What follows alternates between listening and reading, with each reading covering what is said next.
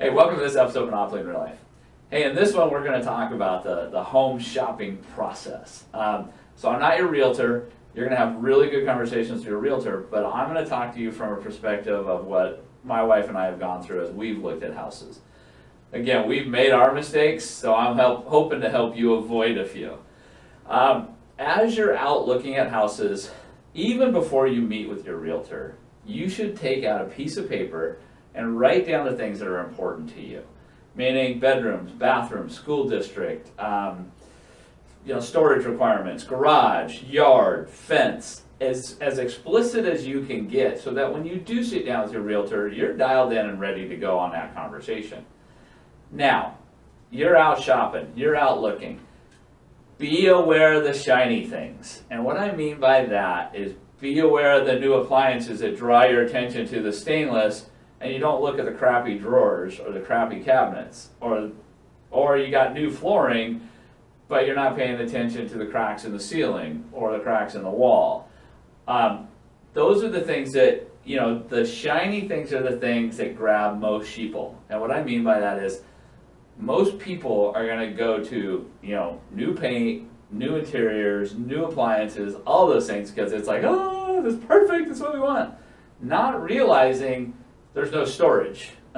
Storage is the #1 complaint new home buyers have after they've lived in their home for 6 months.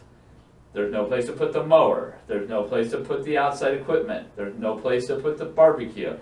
There's no place to put the groceries. I can't hang my clothes in the closet because it's too small and we're sharing a closet. These are the things that you need to be thinking about as you're looking at homes, okay? So that's why I go back to that list, because it gives you time to reflect back on that list. We are big believers in buying good bones. So a home with great bones you can fix up over time and build equity and build long-term wealth. A home that's already done, you're going to be treading water with, which is still fine, but if you're that kind of person who doesn't mind painting, or you're that kind of person who doesn't mind doing some fix-up, or you're that kind of person who doesn't mind doing some landscaping, that's where the money's at, right? If it's already done and it's already ready, the vast majority of people are going to gravitate towards that home.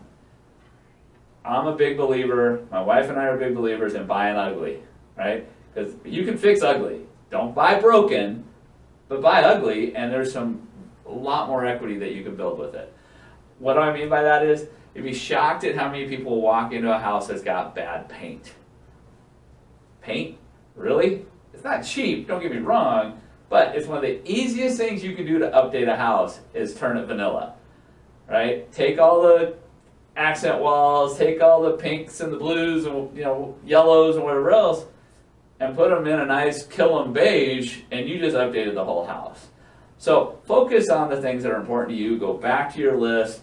First-time home buyers miss out on a lot because they're not thinking about it because they haven't owned before. A cautionary tale. If you're out looking at houses and you know that this house has been flipped, be extra critical. There are some great contractors out there who do great work when it comes to flipping homes. There are some not so great contractors out there who are hiding stuff that you don't see, right? Especially first-time buyers. So be extra critical when you're looking at a home that has all the signs of being a flip house, okay? Make sure your inspector is tuned up to look for anything and everything, because you want to know whether you can live with it or not, right? And what I mean by that is, there are things that you're just going to say, it's not a big deal to me, I can live with it. There's other things that may cost you a lot of money in 12 months, or may cost you a lot of money in 18 months. If you're not budgeting for those things, you're not going to be able to live with it, because those things are going to bite you in the butt, right? So be critical. Hard to be critical as a first-time buyer because you don't know what you don't know. So we're going to bank a lot on your realtor who's seen a lot of houses, who can point out certain things to you in an unbiased fashion to help you and be your advocate, making sure that you're getting the home that's right for you and your family. So I hope this helps. You know how to reach me if you want to talk about houses. We can talk at length about the things that we've gone through, some of the hiccups we've had. But know this, the house is out there for you. It's just waiting for you to come find it.